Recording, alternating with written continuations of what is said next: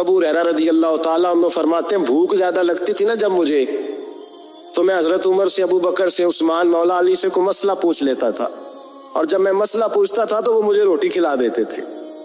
جب میں ان سے مسئلہ پوچھتا تو وہ مجھے، حضرت ابو ہریرہ فرماتے ہیں مجھے بھوک لگی، میں حضرت عمر کے پاس گیا، ان سے مسئلہ پوچھا۔ ان کا رواج تھا جب میں مسئلہ پوچھتا تو پہلے روٹی کھلاتے۔ ہمارے بزرگ یہ فرماتے ہیں کہ کھانے کھلا کے دین پڑھاؤ، صرف تمہارا کتب خانہ نہیں کھلا ہونا چاہیے، تمہارا دسترخوان بھی کھلا ہونا چاہیے۔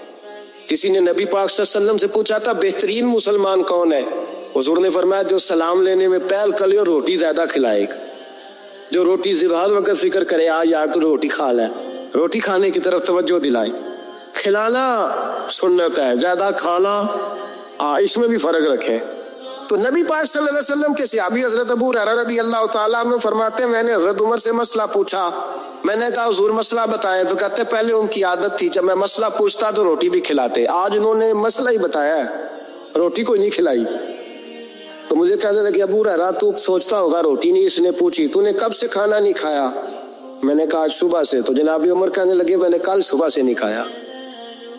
چل ابو بکر صدیق کے گھر مسئلہ پوچھتے ہیں، کہتے جناب صدیق اکبر کے دروازے پہ گئے، جا کر کے ان سے مسئلہ پوچھا۔ ان کی بھی عادت تھی جب کوئی مسئلہ پوچھنے جاتے تو دسترخوان بچھا لیتے، کہتے آؤ روٹی بھی کھلاتا ہوں مسئلے بھی بتاتا ہوں۔ کہتے ہیں گئے تو انہوں نے بھی مسئلہ بتایا، روٹی کوئی نہ پوچھی۔ تو کہنے لگے عمر ابو ہریرہ تم لوگوں نے کل پرسوں سے نہیں نہ کھایا ہوگا، اور ابو بکر کو 4 دن گزر گئے ہیں، تھوڑا سا دودھ ملا ہے یا کھجور ملی ہے، روٹی کوئی نہیں ملی، چلو در رسول پہ چلتے، آؤ حضور کی بارگاہ۔ کہتے ہیں نبی پاک کی بارگاہ میں آئے، حضور نے چہرے دیکھے، کریم سے مسئلہ نہیں پوچھنا پڑا، میرے مصطفیٰ کریم نے فرمایا بھوک لگی ہوئی ہے تم تینوں کو، 3-4 دن ہو گئے؟ اللہ کے رسول نے فرمایا مجھے پورا ہفتہ ہو گیا ہے۔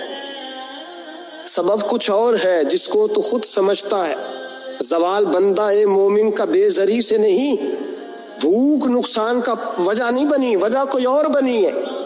رشوتیں کہ جو بازار گرم ہوئے ہیں لوٹ مار کے، یہ روٹی کے لیے نہیں، یہ زیادہ کھانے کے لیے، یہ بینک بیلنس کے لیے گرم ہے۔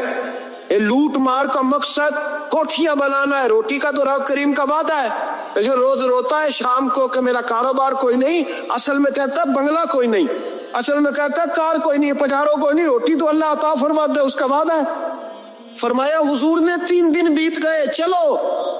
میرا بے تکلف صحابی ابو الحسن انصاری، وہ بڑے نصیب والے ہوتے ہیں جن کو میرے نبی پاک خود کہتے تھے کہ تیری فلانی ذمہ داری ہے۔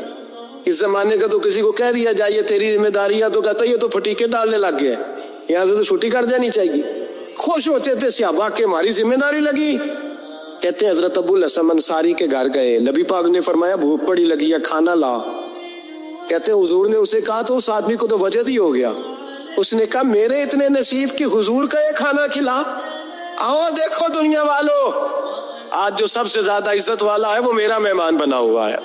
فرماتے ہیں وہ دوڑے گئے، بکری اٹھائی، ذبح کی، بیوی کو کہنے لگے روٹی تیار کر، ادھر کھجوریں توڑی، انگور توڑے، کہنے لگے حضور آپ جب تک تناول کریں تب تک کھانا پک جاتا۔ حضرت عمر کہتے ہیں روٹی پک کے آئی، بڑا پیارا گوشت، بڑا اچھا سالن، بڑا خوبصورت خلوص والا کھانا۔ فرماتے ہیں میں نے بڑا ہی کھایا۔ نبی پاک نے نہ ایک روٹی لی اور چھوٹی چپاتی، تھوڑا تھوڑا سالن کونوں سے، اور جب نبی پاک نے کھا لیا تو حضور کی آنکھوں میں آنسو آئے۔ حضرت عمر کہنے لگے حضور روئے کیوں؟ نبی پاک نے فرمایا سوچتا ہوں 7 دن کے فاقے کے بعد کھایا ہے، پر ڈرتا ہوں رب اس کا حساب پوچھے گا تو جواب کیسے دینا ہے، اس کا حساب بھی تو دینا ہے نا جو کھایا ہے۔ تو حضرت عمر فاروق کے ہاتھ میں کچھ چیز تھی، زور سے زمین پہ ماری، کا محبوبہ 7 دن کے بعد بھی روٹی کھائے تو حساب دینا ہے۔ نبی پاک فرمانے لگے عمر وہ مالک ہے نا، تو جب دیتا ہے تو حساب نہیں لے سکتا، حساب تو دینا ہے، حساب تو دینا ہے، تیاری رکھو۔ صحابہ کرام فرماتے ہم نے ارادہ کیا کہ آج کے بعد ہم پھر فاقے کریں گے، کم کھائیں، یہ کہ حساب دینا ہے۔ میرے بھائی وہ فاقہ کشی کرتے تھے، ڈرتے تھے، وہاں کے لوگ کھا کے بیمار ہیں، کھاتے جا رہے ہیں، سوتے جا رہے ہیں، کھاتے جا رہے ہیں، سوتے جا رہے ہیں۔ یہ بھی وقت آئے گا رمضان شریف کا، سویرے درس پہ آؤ کہتے نیند بڑی آتی ہے، سویرے 2 سپارے پڑھ کے سویا کرو کہتے صاحب نیند بڑی آتی ہے، फजर के बाद ही तो वक्त होता है अल्लाह अल्लाह करने का, शहरी का। खाते जा रहे हैं, सोच लोग जमात से नमाज नहीं पढ़ते सो जाते, जमात का सवाब छोड़ के सो जाएंगे। भाई रमजान मुबारक में फाका कशी की ट्रेनिंग होती है, फाका कशी की तरबियत ले रमजान में, रोके अपने आप, तरबियत होगी। और रोजा एक प्रैक्टिस है, एक मुजाहिदा है, एक जद्दोजहद है। जद्दोजहद किस चीज की? अल्लाह की रजा के मुताबिक अपने आप को ढालने की जद्दोजहद। सौम का लुग़वी माना होता है रुक जाना। हलाल रिज़्क सामने पड़ा है, हलाल मशरूब सामने पड़ा है, हलाल रिश्ता बीवी का मौजूद है, लेकिन इन सब चीजों से हालत रोजा में रुकना, अल्लाह की रजा के लिए रुकना, इसका नाम रोजा है।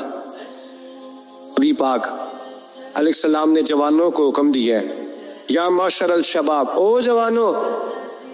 या रसूलल्लाह क्या हुक्म है? फरमाया या निकाह कर लो अगर ताकत है, नहीं ताकत तो रोजे रखो। हुजूर रोजे से क्या होगा? फरमाया तुम्हारा नफ्स कुचला जाए, शैतान वसवसा अंदोजी नहीं करेगा। हजरत जनाब सैयदना जुनैद बगदादी, बगदाद के पीर से किसी ने पूछा था आज से 1100-1200 साल पहले, वो तो जमाना वैसे नेकी और परहेजगारी का था, कहा बाबा जी मर्द और औरत नेक हो, बगैर पर्दे के, बगैर हिजाब के, बगैर दीवार के बैठकर एक दूसरे को दीन सिखा सकते? हजरत साहब बताइए, मर्द और औरत नेक हो तो बगैर पर्दे और हिजाब के एक दूसरे को दीन सिखा सकते हैं? तो हजरत जुनैद बगदादी फरमाने लगे, सिखाने वाला हसन बसरी हो और सीखने वाली राबिया बसरी हो तो फिर भी बगैर पर्दे के बैठने की इजाजत नहीं। तो मुफ्ती साहब को इजाजत किसने दी? मौलाना साहब को इजाजत किसने दी? बड़ा वो नहीं होता जो टीवी पे ज्यादा आता है, बड़ा वो होता है जो रसूलुल्लाह के दीन पे अमल ज्यादा करता है। हजरत अब्दुल्लाह इब्न मसूद रज़ी अल्लाह तआला अन्हु फरमाते, ज्यादा बातें करने वाला आलिम नहीं होता। हुजूर फिर आलिम कौन होता है? फरमाया पढ़ो कुरान, इन्नमा यख्शल्लाह मिन इबादिहिल उलमा। फरमाया बड़ा आलिम वो होता है जो अल्लाह से ज्यादा डरता है। इसलिए कि रब फरमाता है मेरे बंदों में से जो आलिम वो हैं जो अल्लाह से ज्यादा डरते हैं, खौफ रखते। तो मेरे भाई रमजान मुबारक में बचना है। रोजा किस पे फर्ज है? अमीरों पे कि गरीबों पे? जी कहने मैं तो काम ही में, मेरा तो काम ही मेहनत मजदूरी वाला, मैं कैसे रोजा रखूं? मैं तो दिहाड़ी लगाता हूँ तो रोजा कैसे रखूं? मैंने नहीं किसी हदीस में पढ़ा कि रोजा वो रखे जो दफ्तर में बैठता है। सहाबा के जमाने में तो दफ्तर होते नहीं थे, किसी जगह नहीं लिखा हुआ रोजा वो रखेगा जो एसी में बैठता है, तब तो एसी थे ही नहीं। हजरत अबू बकर सिद्दीक रज़ी अल्लाह तआला अन्हु से लेकर जनाब बिलाल तक सारे अपने हाथ से काम करते थे, सारे अपने हाथ से काम करते, सारे। हजरत उमर फारूक रज़ी अल्लाह तआला अन्हु खलीफा वक्त होने के बावजूद माले गनीमत के ऊँट चरने जाते थे तो चरागाह में छोड़ने में जाते थे, लेने भी आते थे वापस। सारे लोग अपने हाथों से मुशक्कत वाले काम करते। हजरत बिलाल मजदूरी करते, सलमान फारसी मजदूरी करते, मिकदाद मजदूरी करते, सहाबा मजदूरियां करते, रोजे रखते। और रमजान के जाने का वक्त होता तो दर रसूल पे खड़े होकर अर्ज करते, महबूबा दिल नहीं भरा, दिल करता है कभी रब सारा साल ही रोजे ता करे, सारा साल रमजान दे तो हम सारा साल रोजे रखने को तैयार है। जज्बा था, ताकत थी, हिम्मत। मेरे नबी पाक ने फरमाया लिकुल्ल शैइन ज़कात व ज़कातुल जसद सौम। फरमाया हर शय की ज़कात होती है, वजूद की ज़कात रोजा है। रोजे रखो जिस्म की ज़कात निकल जाएगी। फाका करना भी मेरे नबी पाक की सुन्नत है, मिसवाक करना भी सुन्नत है और फाका करना भी। मिसवाक वाली सुन्नत ज्यादा अपनाते हैं लोग, फाका करना भी नबी पाक की सुन्नत है।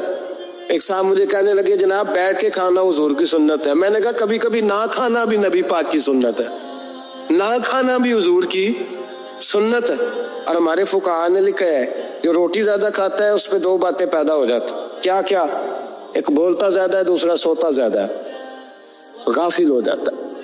फाका और हकीम अतिब्बा डॉक्टर कहते हैं कि पेट खाली रहे ना जिस आदमी का, उसका हाफजा मजबूत होता है, उसके ज़हन की गिरा खुलती है। ज्यादा खाने से तो खुमारी चढ़ती। रमजान मुबारक वो इज्जत और अजमत वाला महीना है जिसका तारुफ किसी आम आदमी ने नहीं, रब करीम के कुरान ने बयान फरमाया है और मेरे मुस्तफ़ा करीम की जुबान अदहर ने बयान फरमाया।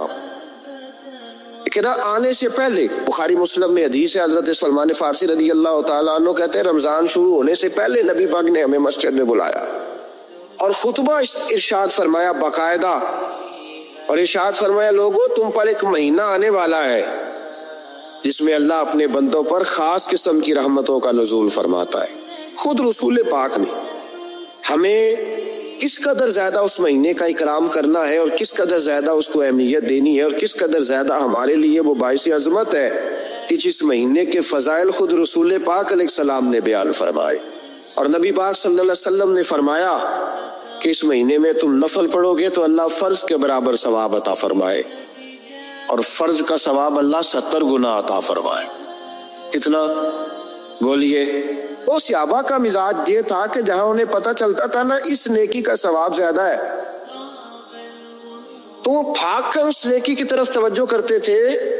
آپ صحابہ کی سیرت کی کتابیں دیکھیے، حضرت انس بن مالک رضی اللہ تعالیٰ عنہ فرماتے ہیں جب نبی پاک علیہ السلام نے رمضان کی شان بیان کی تو صحابہ کا یہ مزاج بن گیا کہ وہ اپنے سارے کام رمضان سے پہلے سمیٹ لیتے تھے، رمضان شریف سے پہلے سارے کام سمیٹ لیتے، لینے دینے کے معاملات صاف کر لیتے، خریداری ہو جاتی، گھر کے اندر کوئی کام کرانا ہوتا تو وہ رمضان سے قبل کرا لیتے، یکم رمضان کو وہ مسجدوں میں ڈیرے لگا لیا کرتے۔ وہ کہتے تھے نیکیاں جمع کرنے کے ایام ہے، نیکیاں۔ دیکھیں نا سب سے مصروف ترین زندگی ہمارے نبی پاک صلی اللہ علیہ وسلم کی زندگی ہے۔ 23 سالوں میں نبی پاک علیہ السلام نے 2300 سالوں سے بھی زیادہ کام کی، بڑا مصروف وقت تھا حضور کا، تین زندگی نبی پاک کی۔ اس کے باوجود اللہ کے رسول ہر سال 10 دن کا اعتکاف کرتے، ہر سال۔ ایک سال جہاد پہ گئے تھے، اعتکاف نہیں ہو سکا، اگلے سال میرے نبی پاک نے 20 دنوں کا اعتکاف فرمایا۔ میرے نبی پاک صلی اللہ علیہ وسلم نے فرمایا 11 مہینے جنت سجائی جاتی ہے اور پھر رمضان میں اللہ اپنے بندوں کے لیے جنت کے دروازے کھول دیتا ہے۔ 1 گھنٹہ پہلے صفائی کرتے ہیں مہمان نے آنا ہو تو 1 گھنٹہ، ورنہ بچے دوبارہ سے پھر چیزیں بکھیر دیں گے۔ 1 گھنٹہ پہلے صفائی ہوتی ہے، لمبی نہیں، لیکن میرے نبی پاک نے فرمایا رمضان کے لیے رب کریم 11 مہینے جنت کو سجاتا ہے۔ چھوٹی بات ہے، روزے آ گئے تو معمولی حیثیت ہے۔ ہم لوگ انہی معاملات میں، میں منع کرتا ہوں، ہمیشہ منع کرتا ہوں، آپ کو ہر سال منع کرتا ہوں، میں پابندی سے 1-2 اخبار ڈیلی دیکھتا ہوں، میرا ناشتہ نہیں ہوتا جب تک اخبار نہ ہو، چونکہ بزرگوں کا فتویٰ ہے جمعے کا خطبہ وہ دے جو عالمی حالات سے باخبر ہو۔ ہم کوئی رسمی تقریر نہیں کرتے کہ لوگوں کو کہیں کہ روزے آ گئے تو کون سا مہینہ چل رہا ہے تو مہینے کے حساب سے خطاب ہو۔ رسول اللہ صلی اللہ تعالیٰ علیہ وسلم کی امت کے جو ذمہ دار اور پہرے دار ہوتے ہیں انہیں امت کی پہرے داری کرنی ہوتی، اس لیے وہ یہ نہیں دیکھیں گے کہ کون سا موضوع چل رہا ہے اس پر میں نے 1 گھنٹہ گزارنا ہے، ترجیحات پر بات ہوگی۔ اور بات یہ عرض کر رہا تھا کہ میں رمضان شریف میں اخبار نہیں دیکھتا، میری اپیل ہے آپ سے کہ آپ رمضان شریف میں نہ رمضان ٹرانسمیشن بھی نہ دیکھیں، ٹی وی پہ خبریں بھی نہ سنیں، سارا سال سنیے خبریں۔ ہماری خبریں سننے سے ملک میں کیا انقلاب آ گیا ہے، یا وہ جو ہم نے چوک میں کھڑے ہو کے تجزیہ کیا تھا اس سے کتنے لوگ سنور گئے۔ چھوڑے، جتنا وقت ملے وہ آ کے مسجد میں بیٹھے، اللہ کے گھر میں وقت گزارے، ٹائم دے، عبادت آپ کو زندہ کرے گی، روحانیت پیدا کرے گی، توانائی آئے گی، خوبصورتی آئے گی آپ کے اندر، آپ زندہ رہیں گے۔ دنیا داری دلوں کو مردہ کرتی ہے، قرآن کی تلاوت، اللہ کا ذکر، مسجد کی حاضری روح اور دل کو زندہ کر دیا کرتا ہے۔ مسجد میں بیٹھے، حضرت عائشہ صدیقہ رضی اللہ تعالیٰ عنہ فرماتی ہے، تفسیر روح البیان میں موجود ہے، کہتی ہے ایک دن حضور اچانک میرے ساتھ آرام فرماتے بستر سے اٹھے نکل گئے۔ ہمیشہ نبی پاک علیہ السلام کا طریقہ مبارکہ تھا جب رات کو تہجد کے لیے اٹھتے تو کہتے ابو بکر کی بیٹی حق تیرا ہے، وقت تیرا ہے، پر اگر تو اجازت دے تو میں اپنے اللہ کو راضی کر لوں۔ آج حضور نے پوچھا ہی نہیں، بستر سے اٹھ کے چلے گئے۔ کہتی میں اٹھی، میں نے دائیں بائیں دیکھا، محبوب نظر نہ آئے۔ حضور کی تامد استعمال شدہ پڑی تھی، وہ تامد میں نے اٹھا کے اوڑھ لی اور میں نکل گئی حضور کو تلاش کرنے۔ کہتی ہیں جب میں باہر گئی مسجد نبی شریف کے ساتھ جنت البقیع کی جانب، نبی پاک سجدے میں تھے۔ کہتی ہے میں گئی، تھوڑی دیر کھڑی ہوئی، حضور نے آہٹ سنی تو پوچھا تو کون ہے؟ میں نے کہا میں عائشہ ہوں۔ تو محبوب نے فرمایا یہ عائشہ کون ہے؟ میں نے کہا یا رسول اللہ میں آپ کی زوجہ. فرمایا زوجہ کیا ہوتی ہے؟ یا رسول اللہ میں ابو بکر کی بیٹی. تو نبی پاک نے فرمایا یہ ابو بکر کون ہے؟ حضرت عائشہ کہتی ہے میرا کلیجہ پھٹنے کو آیا. میں وہاں سے پریشان حال واپس آئی. جب میں گئی تھی تب بھی ہلکی ہلکی بارش تھی, واپس لوٹی تو پھر بھی ہلکے ہلکے قطرے بارش کی گر رہے. میں آ کے ہامتی کامتی بیٹھ گئی. تھوڑی دیر گزری تو نبی پاک تشریف لے آئے. تو حضور صلی اللہ تعالیٰ علیہ وسلم نے مجھے پریشان دیکھا تو کہا عائشہ کیا ہوا؟ کہا حضور آج وہ ہوا ہے جو کبھی نہیں ہوا. یا رسول اللہ میں پریشان ہو گئی. حضور عجیب بات ہے, میں گئی ہوں, آپ نے پوچھا کون ہے تو میں نے کہا میں عائشہ. کا عائشہ کون؟ آپ کی زوجہ. فرمایا زوجہ کون؟ ابو بکر کی بیٹی. کا ابو بکر کون؟ اور پھر حضور میں گئی ہوں تو میرے کپڑے بھیگ گئے, آپ آئے تو کپڑے خشک ہے, سمجھ نہیں آئی. پر لفظ سنو حدیث کے. نبی پاک نے فرمایا عائشہ لی مع اللہ وقت, میرا اپنے اللہ کے ساتھ ایک وقت ہوتا ہے. کس کے ساتھ؟ آج میرا دوستوں کے ساتھ وقت ہے, آج میرا گھومنے کا وقت ہے, آج میرا خوش گپیوں کا وقت ہے, آج میرا سیاحت کا وقت ہے, آج میرا پکنک کا وقت ہے. میرے نبی پاک نے فرمایا لی واللہ وقت, عائشہ میرا اپنے اللہ کے ساتھ, میرا اپنے اللہ کے ساتھ ایک وقت ہوتا ہے. اس وقت نہ وہاں کوئی فرشتہ آ سکتا ہے نہ کوئی نبی اور مرسل آ سکتا ہے. جب فرشتہ اور نبی نہیں آ سکتے تو عائشہ اور ابو بکر کیسے آ سکتے ہیں؟ تو کہا یا رسول اللہ پھر وہاں ہوتا کون ہے؟ تو حضور فرمانے لگے ایک میں ہوتا ہوں, دوسرا میرا رب ہوتا ہے, تیسرا کوئی موجود نہیں ہوتا. امت کو درس دیا ایک وقت 24 گھنٹوں میں ایسا لایا کر اس میں تو اپنے رب کو دکھڑے سنائے, جس میں تو دعائیں مانگے, اس میں تو عرض و نیاز کرے, اس میں تو اپنے گناہوں کی معافی چاہے. اعلیٰ حضرت کے والد گرامی سے کسی نے پوچھا مولانا نقی علی خان صاحب سے کہ حضرت جی فرعون 500 سال ہی حکومت کر گیا, 500 سال ہی حکومت کر گیا, اللہ کا مقابلہ کرنے والا پکا کافر بے ایمان. تو آپ فرمانے لگے ملا رومی کی وہ کتاب پڑھو مثنوی, جس میں انہوں نے لکھا ہے کہ جب ساری دنیا سو جاتی تھی تو فرعون اٹھ کے مصلے پہ بیٹھتا تھا, کہتا تھا یا اللہ معاف کر دے, رب تو ہی ہے, گنہگار بڑا ہوں پر مہربانی کر. روز معافیاں مانگتا تھا تو رب کریم کی قدرت نے مہلت دی کہ روز توبہ کرتا ہے, چلو ایک دن سچی بھی کاری جائے تو اچھا ہے. اللہ نے مہلت دی. اور میرے بھائی اگر تو روز رات مصلے پہ بیٹھے تو تجھے مہلت ملے, عذاب نہ آئے. اگر تو اپنے رب کے ساتھ تنہائی کرے تو اللہ تجھے مہلت دے, سزا نہ دے. لیکن ہم یہ وقت نکالتے ہی نہیں.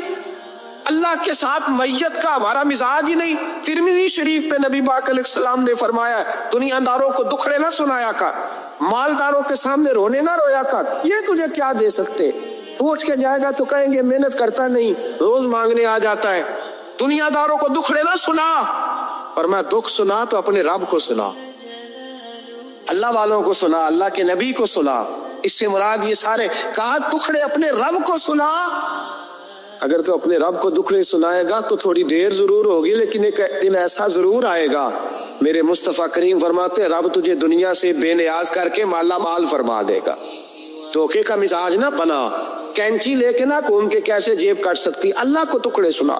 حضرت عائشہ عرض کرنے لگی حضور چلے یہ تو سمجھ آ گئی, لیکن بارش مجھ پہ پڑی آپ پہ پڑی نہیں. تو کہا عائشہ تم نے اڑا کیا تھا؟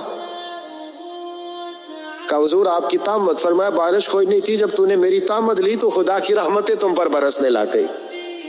تو حضور کے وجود سے لگی ہوئی چیز کوئی اوڑھ لے تو رحمت برستی ہے, تو میرے نبی کی مسجد چومنے سے کیوں رحمت نہیں برستی, چالی چومنے سے کیوں نہیں برستی, جہاں جہاں حضور رکے, جہاں جہاں نبی پاک ٹھہرے وہاں جانے سے کرم کیوں نہیں ہوتا. تو عزیزو یاد رکھو رمضان میں ایک ڈیوٹی آپ نے یہ کرنی ہے کہ عبادت کو وقت دے, ٹائم نکال لیں. جو اتنے سے بھی فارغ ہے نا وہ 19ویں روزے تک کل فارغ ہو کے 20 کو اعتکاف بیٹھے.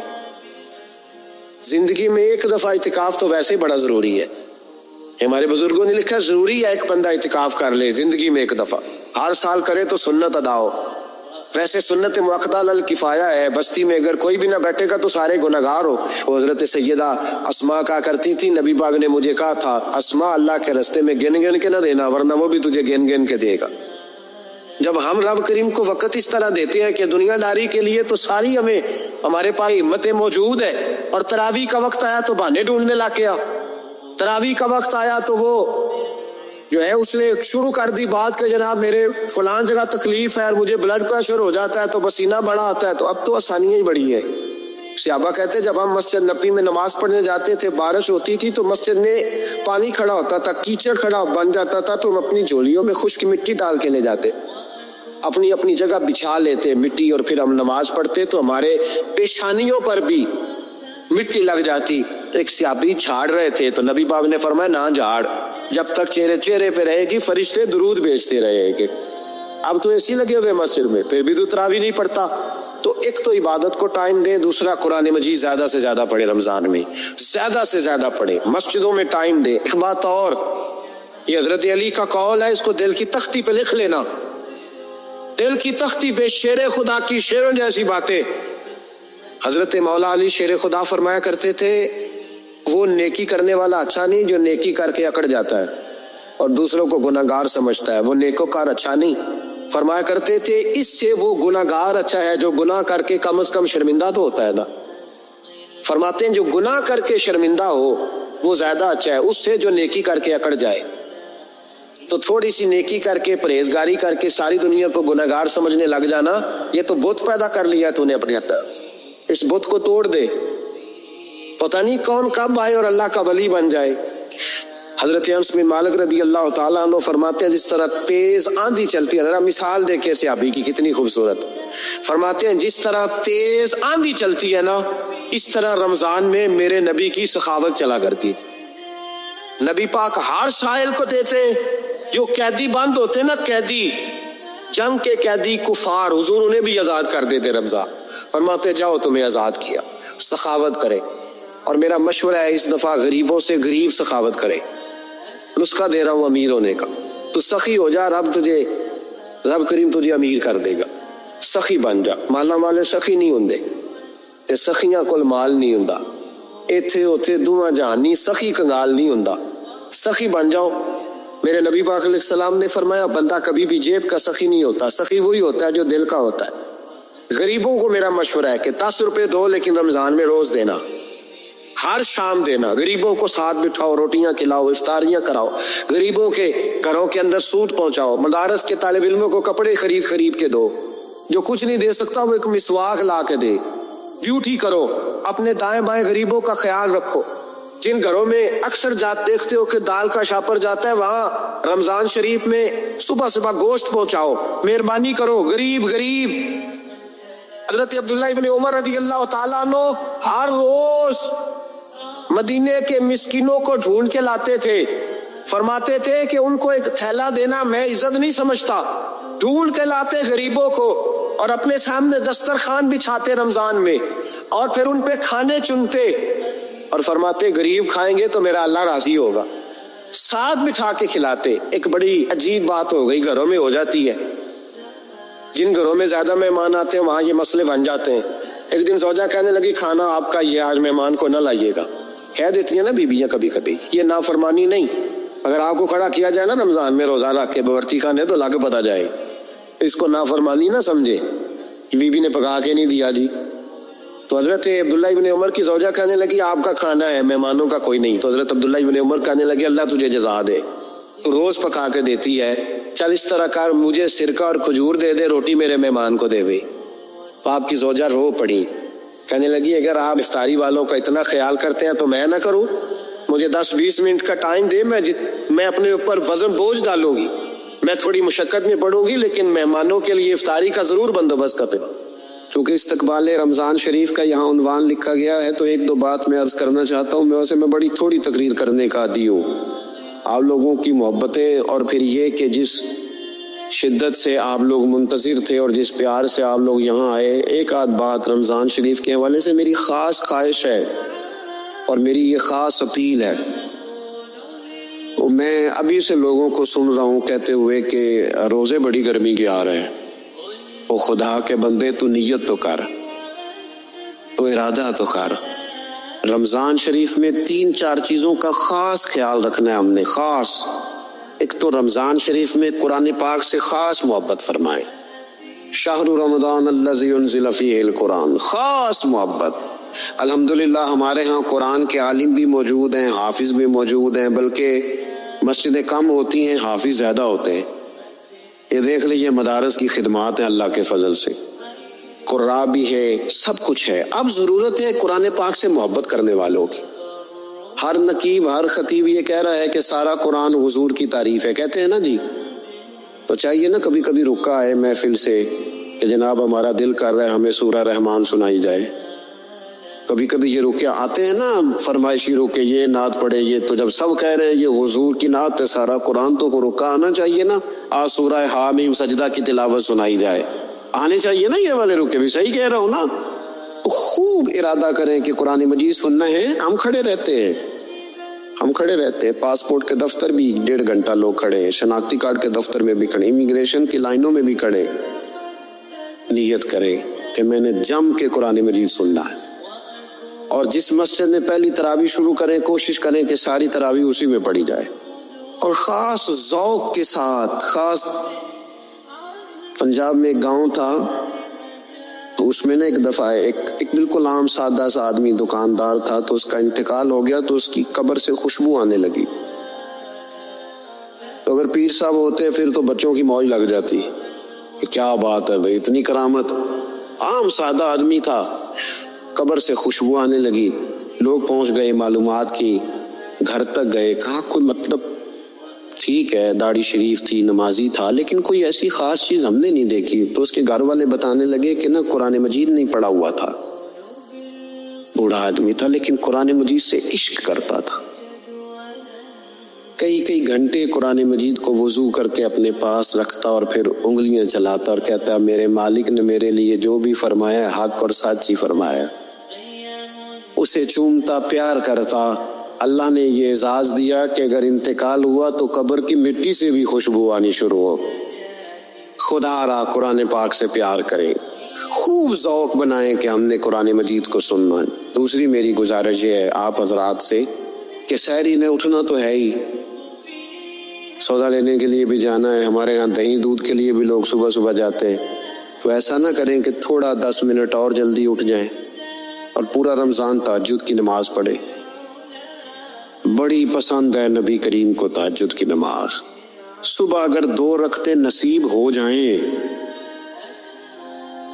تو نبی کریم علیہ السلام نے فرمایا جب جوان آدمی تہجد کے لیے کھڑا ہوتا ہے تو اللہ فرشتوں کے سامنے فخر فرماتا ہے۔ یہ ضرور عادت بنائیں، صبح جن لوگوں کو چند نفل نصیب ہو جائیں اور پھر وہ دعا مانگے، ایک تو رمضان پھر تہجد کا ٹائم، اس ذوق۔ اور تیسری گزارش میری یہ ہے، غریب آدمی جو ہوتا ہے وہ سمجھدار نہیں ہوتا، چونکہ عقل مند ہونے کے لیے تو پیسے ہونا بھی تو ضروری ہے نا۔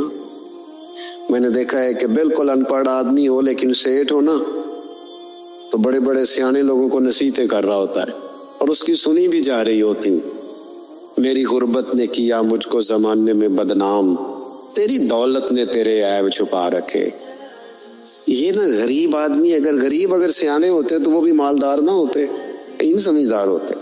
یہ بیچارے کمزور ہی اس لیے رہ جاتے ہیں کہ ان کو چالاکیاں، تیزیاں الا ماشاءاللہ نہیں آتی۔ تو کئی دفعہ غریب تکلیف بھی دیتا ہے، جب آپ کچھ بانٹنے لگتے ہیں، جب کچھ آپ دینے لگتے ہیں تو کچھ چیزیں محسوس بھی ہوتی ہیں۔ بندہ دیکھ کر خیرات نہ کرے، اللہ کی رضا دیکھ کر کرے۔ ہمیں صحیح حدیث میں اس شخص کا تذکرہ بھی ملتا ہے جس نے آ کے نا محبوب کی چادر کو کھینچا تھا، یہ بخاری میں، اور گردن مبارک پہ نشان پڑ گیا تھا۔ اس نے کہا میں کچھ لینے آیا ہوں، چادر کو کھینچا، تکلیف ہوئی بظاہر، لیکن محبوب نے پھر بھی جب عطا کیا تو مسکرا کے ہی عطا کیا۔ غریب آدمی تکلیف میں ہے، مہنگائی نے آزمائش پیدا کر دی ہے۔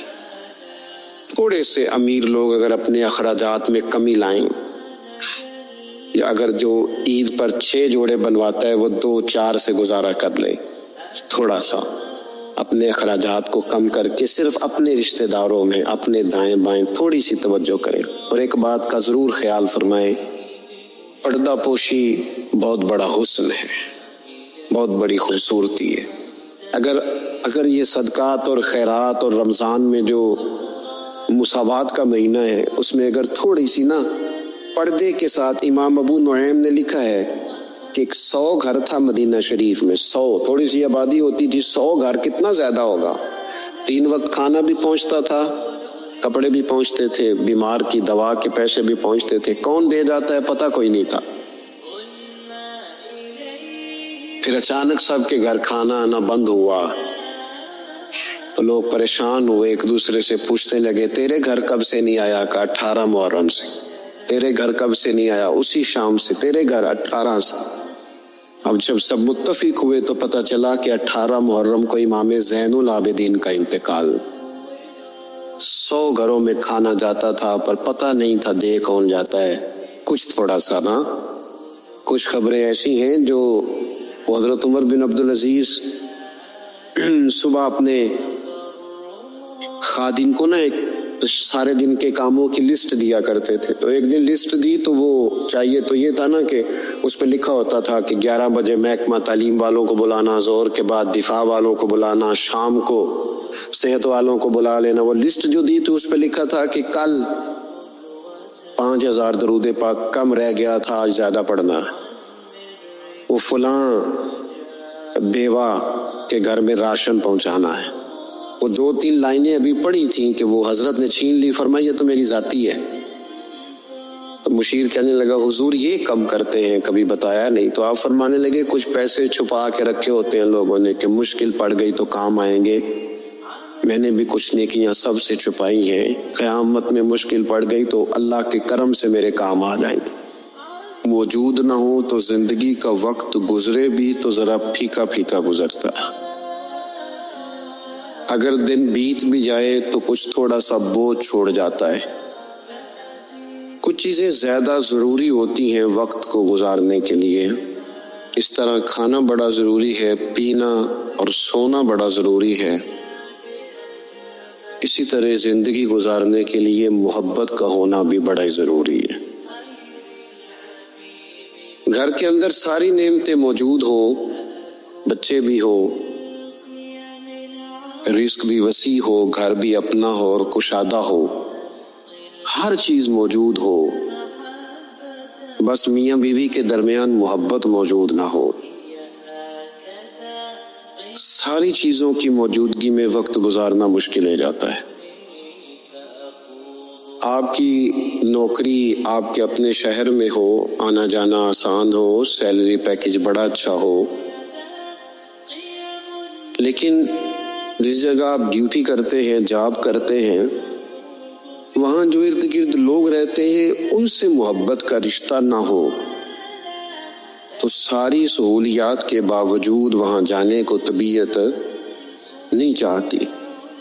اور میں نے دیکھا ہے کہ اگر کسی جگہ کام کرنے والوں کے بیچ آپس میں محبت کا رشتہ ہو جائے تو لوگ ترقی نہیں لیتے، کہتے میں یہی ٹھیک ہوں، مجھے ترقی نہیں لینی، میرا ذرا دوستوں سے دل لگا ہوا ہے۔ محبت زندگی کی بڑی اہم ضرورت ہے۔ ہم نے یہ کیا ہے کہ کچھ تو ہمارا خارجی ماحول ہمارے اوپر اثر انداز ہوا ہے،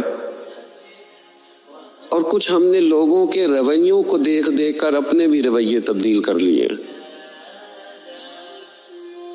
جب دیکھا کہ کچھ لوگ تلخ ہیں، ان کے مزاج میں تلخی ہے، تو شاید ہمارا عمل ایسا نہیں تھا، لیکن رد عمل کے طور پر ہم نے بھی وہی انداز اختیار کر لیا۔ میں سفر کرتا رہتا ہوں، روڈ پہ ہم جا رہے تھے تو ایک گاڑی والے نے پہلے تو کراس غلط کیا اور پھر تنقید بھی کر گیا، کہنے لگا اگر چلانا نہیں آتی تو کسی سے سیکھ لو۔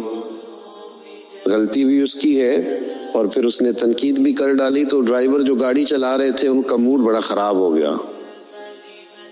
تو میں نے تھوڑے فاصلہ طے کرنے کے بعد ان سے کہا کہ ذرا گاڑی کھڑا کرنا، انہوں نے کھڑی کر دی۔ تو میں نے کہا میاں اس نے تو جو کرنا تھا وہ کر کے چلا گیا، اب ہم نے تو سفر کرنا ہے کہ نہیں؟ ہم لوگوں کی تلخیاں اٹھا کے اپنے ہاں کیوں لے آئیں؟ اگر کسی کا رویہ درست نہیں ہے تو اس کی بنیاد پر ہم ان ساری پریشانیوں کو اپنے ہاں کیوں لائیں؟ جب محبت چھوٹ جاتی ہے، جب ہمارے لہجے شگفتہ نہیں رہتے، جب گفتگو دھلی ہوئی نہیں رہتی، جب چیزوں پر ہلکی ہلکی گرد پڑتی ہے اور ماحول کے اندر گھٹن پیدا ہوتی ہے، نتیجہ یہ نکلتا ہے کہ وہ سارا کیف دھندلا سا جاتا ہے۔ دین اسلام کا اگر کوئی دوسرا نام رکھنا چاہے تو وہ دین محبت ہے۔ ہمیں یہ کہا گیا ہے کہ تم ٹوٹ کر پیار کرو، کس سے؟ اللہ تعالیٰ سے۔ والذین آمنوا اشد حبا للہ، فرمایا وہ لوگ جو ایمان لے آئے وہ اپنے رب سے شدید محبت کرتے، شدید پیار کرو اپنے مالک سے، شدید۔ یہ جو شکر ہوتا ہے نا، شکر یہ اللہ کی محبت پیدا کرتا ہے، اور یہ جو شکوہ ہوتا ہے نا یہ اس محبت سے دور لے جاتا ہے۔ یہ جو صبر ہوتا ہے نا یہ اللہ کے فیصلوں پر راضی رہنے کا حوصلہ دیتا ہے۔ انسان ساری تکلیفوں کو اپنے مالک کی جانب سے جب سمجھتا ہے، صبر کرتا ہے، تو اس میں حوصلہ، طاقت اور ہمت آتی۔ وہ اللہ تعالیٰ کی محبت میں جب اس کو پوری طرح برداشت کرتا ہے تو اس کے اندر اللہ کی محبت آتی ہے۔ اللہ کی تقسیم ہے، کسی کو امیر بنایا، کسی کو مالی طور پر وہ گنجائش نہ دی۔ جب رب سے پیار ہوتا ہے نا تو پھر انسان کہتا ہے جو اس نے میرے حق میں بہتر سمجھا تھا مجھے عطا کر دیا۔ یہ جو صوفیاء ہے نا، صوفیاء ہمارے ہاں تو بعض چیزوں کا مطلب بھی بالکل الٹ دیا گیا ہے۔ صوفی کی صرف یہ ذمہ داری نہیں تھی کہ بابا صاحب بیٹھے ہیں تو آپ جائیں گے تو بے اولاد ہیں تو فوراً دعا کریں گے تو اولاد ہو جائے گی۔ ان کی فقط یہ ڈیوٹی نہیں تھی کہ وہ تعویذ دیں گے تو کام چل جائے گا، یہ بھی وہ کریں گے، لیکن اہل تصوف کی تو اصل ذمہ داری یہ تھی کہ راہ سلوک کے مسافر جب ان کے پاس آئیں اور آ کے کہیں کہ پریشان بھی ہوں، مقروض بھی ہوں، بے اولادگی ہوں، بیمار بھی ہوں، تکلیف میں بھی ہوں، جب لوگ اپنے دکھ سنائیں تو وہ ان کے لیے دعا بھی کرے اور ان کے دل میں اللہ رسول کی محبت ایسی پیدا کرے کہ بندہ رب کی رضا پہ راضی رہنا سیکھ جائے۔ محبت جو ہے نا، محبت یہ مداوا ہے۔ خواجہ نظام الدین صاحب معبود الہی رحمت اللہ علیہ کے مرید نے پوچھا کہ حضرت حالات بڑے خراب ہیں، لوگ بڑا تنگ کرتے ہیں، رشتہ دار بھی ستاتے ہیں، دوست بھی بے وفائی کر جاتے ہیں، مخلص ہو کے چلتے ہیں لیکن سامنے سے نتیجہ کچھ نہیں نکلتا، حضور ان مسائل کا کوئی حل؟ تو حضرت فرمانے لگے ان کا حل یہ ہے کہ تو محبت کرنی شروع کر دے۔ تو سارے مرید بسم اللہ کہہ کے بات قبول نہیں کرتے، کچھ کے پاس کئی جواب بھی ہوتے ہیں، وقتی طور پہ ہاں کر بھی جائیں لیکن اپنے اندر سے وہ جھگڑا بھی کر رہے ہوتے ہیں۔ تو اس نے کہا حضور وہ بات تو آپ کی ٹھیک ہے، لیکن اگر محبت سے حل نہ ہو مسئلہ تو میں تو پھر محبت کروں گا، لیکن اگر اس سے حل نہ ہو تو حضرت فرمانے لگے نسخہ یہی ہے،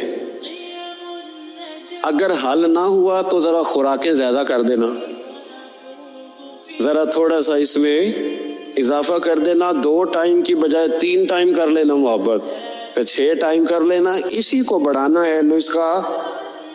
ہم نا جب تک محبت میں کامل نہیں ہوتے، اب دیکھیں نا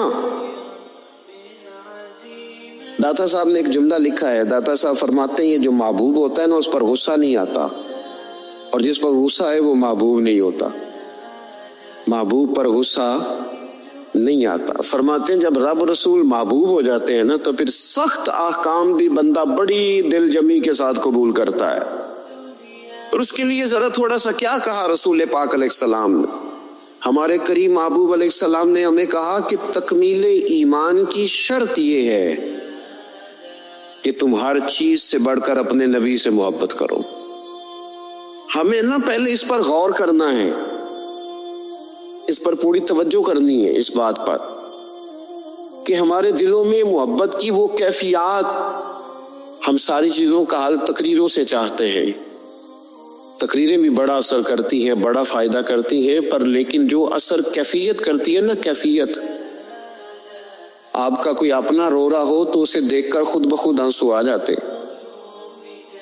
آپ کا کوئی بچہ خوش ہونا تو اسے دیکھ کر خود بخود طبیعت خوش ہو جاتی، پہلے یہ عملاً دیکھنا ہے کہ رسول رحمت علیہ الصلوۃ والسلام کی محبت ہمارے اوپر کس طرح طاری ہے، اس کی کیفیات۔ والد صاحب اکثر پریشان رہتے ہیں، کاروبار نہیں چلتا، حالات ٹھیک نہیں ہے، معاشرے میں سوسائٹی میں گزارا کرنا مشکل ہو گیا ہے، کئی دکھ اگرچہ گھر نہیں لانے چاہیے پر کئی سارے دکھ گھر آ گئے ان کے ساتھ۔ بچوں نے دیکھا اپنے والد کو پریشان، کئی چیزیں بچوں پر طاری ہو گئیں، بچوں کی اماں نے انہیں بتایا کہ آج کل فرمائش کوئی نہ کرنا، تمہارے ابا پریشان ہیں، آج کل شرارت کوئی نہ کرنا، تمہارے والد ناراض ہیں، غصے میں۔ یہ ساری باتیں بچوں نے دیکھی۔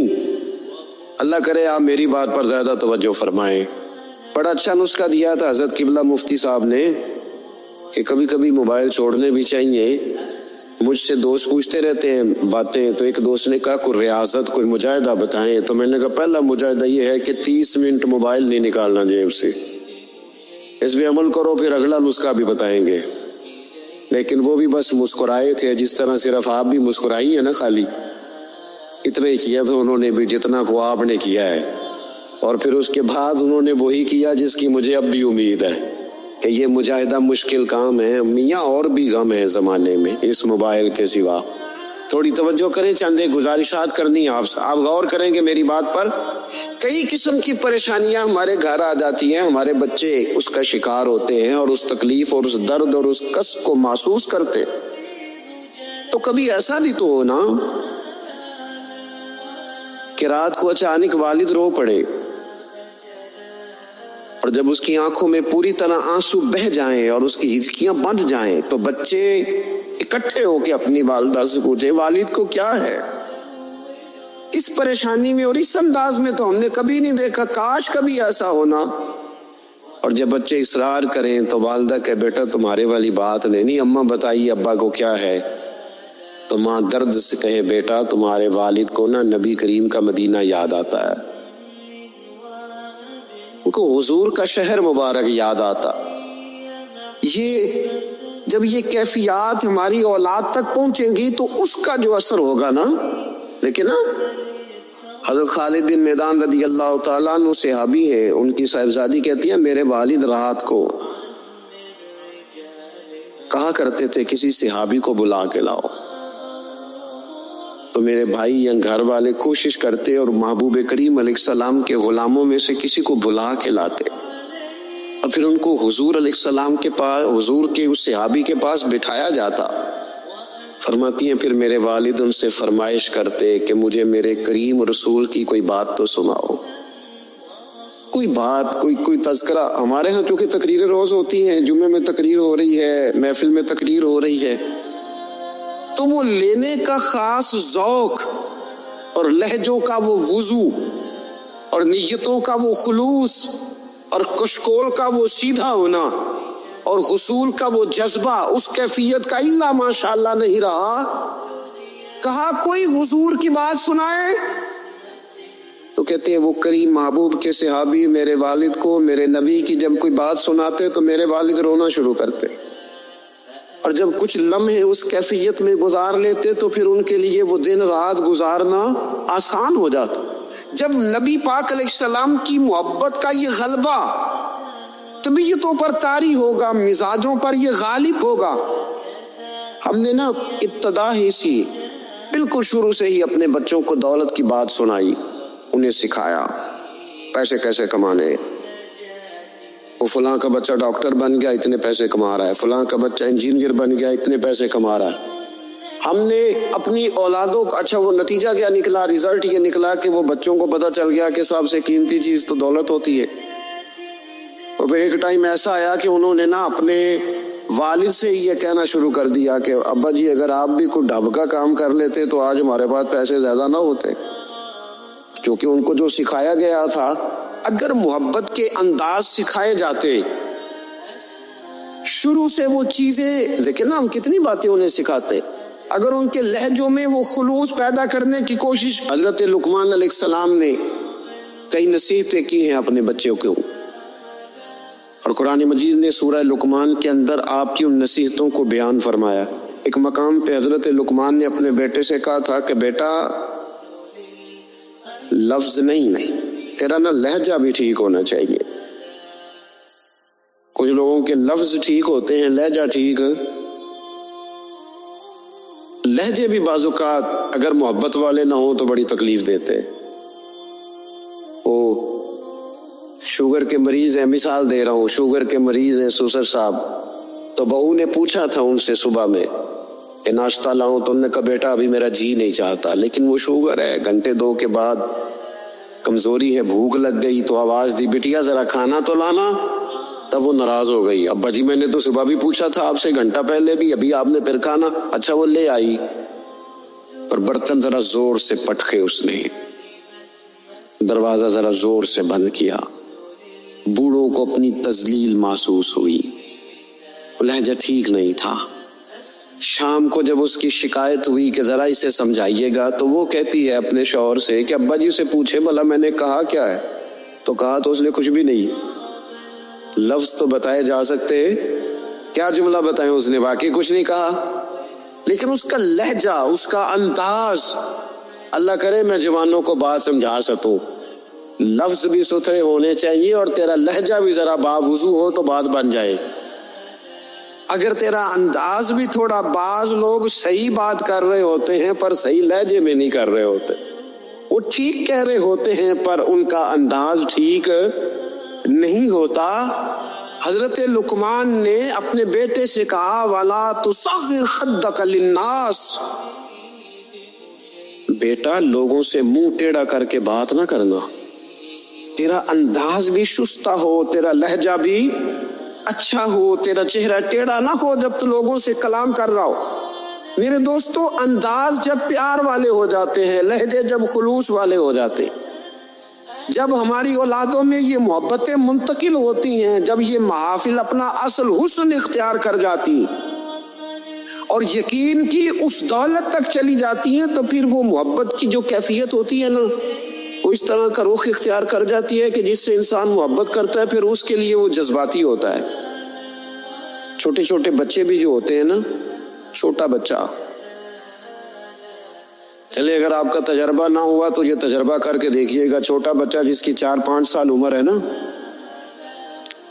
اس کے والد کبھی گھر میں اپنی ہی زوجہ سے، آپ کی توجہ ہوگی میری بات پر، والد اگر اپنی ہی اہلیہ سے گھر میں کوئی سخت بات کرتے ہیں نا تو بچے کو پیار ہے ماں سے. ابھی اسے پتہ نہیں ہے بات کیا ہو رہی ہے، ارے ماشاء اللہ، ابھی اسے خبر نہیں ہے کہ بات کیا ہو رہی ہے اور اس کا پس منظر کیا ہے اور پیش منظر کیا ہے. لیکن اگر کوئی تلخ بات والد کرتا ہے نا اپنی بیوی سے، تو بچہ 4-5 سال کا ہے تو ماں کے حق میں کھڑا ہو جاتا ہے، نہیں کھڑا ہو جاتا، کہتا خبردار میری اماں سے بات کوئی نہ کرنا. حالانکہ اسے ابھی پتہ نہیں ہے کہ اس کا پسند، اللہ کرے میں آپ کو سمجھا سکوں. او خدا کے بندو، 4-5 سال کا بچہ چونکہ ماں سے محبت کرتا ہے اور خالص کرتا ہے اور صحیح والی کرتا ہے، تو اپنے ہی والد کے سامنے اپنی والدہ کے حق میں کھڑا ہو جاتا ہے. اور اگر اس کا بس چلے تو ہو سکتا ہے وہ سختی بھی کرے، خبردار میری اماں کے بارے میں، میری والدہ کے بارے میں بات نہ کرنا. تو 5 سال کے بچے کو اگر ماں سے محبت ہے تو اس محبت میں اتنا جذباتی ہے، تو اگر امتی کو رسول پاک سے سچی محبت ہو، امتی کو اگر سچی محبت ہو،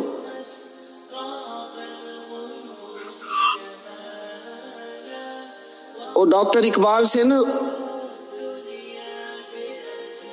اقبال سے کسی شخص نے مطالبہ کیا، کہا ایک جگہ پہ جانا ہے، وہاں کچھ لوگ نا نبی پاک علیہ السلام کے علم کے موضوع پر کوئی بحث کریں گے، مباحثہ ہوگا علم شریف پر. آپ کی توجہ ہے میری بات پر؟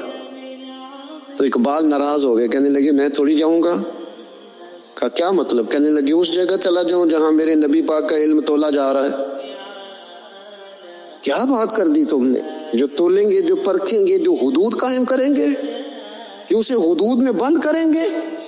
جب رسول پاک علیہ الصلوۃ والسلام کی خالص محبت فقط نعروں والی نہیں، فقط میں وہ یہ نہیں کہ وہ نعت خانے کہہ دیا دونوں آپ جو کھڑے کر لے وہ عاشق رسول ہے، اور جس نے کھڑے کر لیے اس کا عشق بھی مکمل ہوا، وہ ختم ہو گئی بات. جس نے آج بلند آواز سے نعرہ لگا لیا اس کا عشق تکمیل کو پہنچا. اور بھائی جو عاشق رسول ہے وہ دکان پر بھی عاشق رسول ہی ہے، وہ اپنا کاروبار کر رہا ہے، وہاں بھی محبوب کی محبت ہی کی بات کر رہا ہے۔ اور نبی کریم نے فرمایا ہے، حضور نے فرمایا، جو سچا تاجر ہونا کار تجارت رہا ہے پر سچا ہے، فرمایا جو سچا تاجر ہوگا اسے قیامت کے دن اللہ تعالیٰ نبیوں کے ساتھ جگہ عطا فرمائے گا۔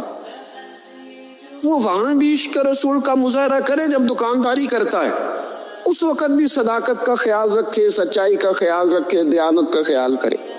تو محبت میں جب وہ خاص وارفتگی اور خاص شوق پیدا ہوگا، پھر کسی قادیانی کو، کسی بے دین کو موقع نہیں۔ آپ کو پتہ ہے امام اعظم ابو حنیفہ فرماتے، ایک بات ہے اگر آپ سمجھ سکے تو، امام صاحب فرماتے کہ معاذ اللہ ثم معاذ اللہ نقل کفر نہ باشد، اگر کسی شخص نے دعوی نبوت کیا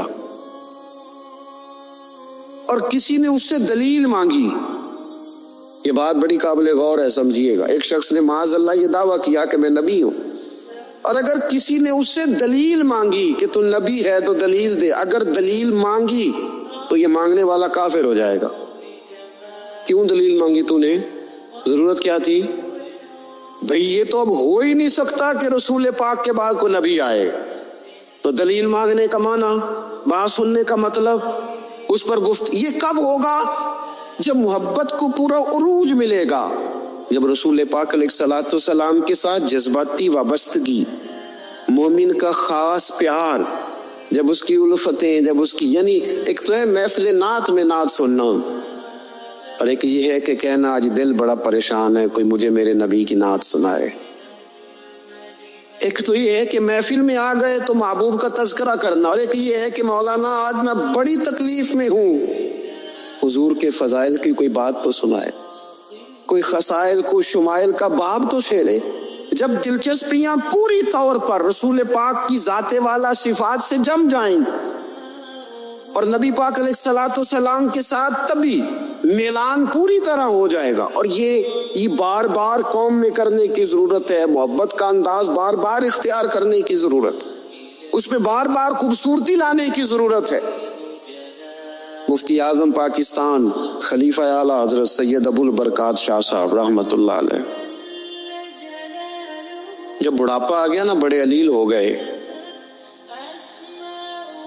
تو حضرت کے لیے مطالعہ کرنا مشکل ہو گیا، تو شاگردوں سے کہتے ہیں کہ شیخ محقق رحمۃ اللہ علیہ کی مدارج النبوت اٹھا کے لاؤ۔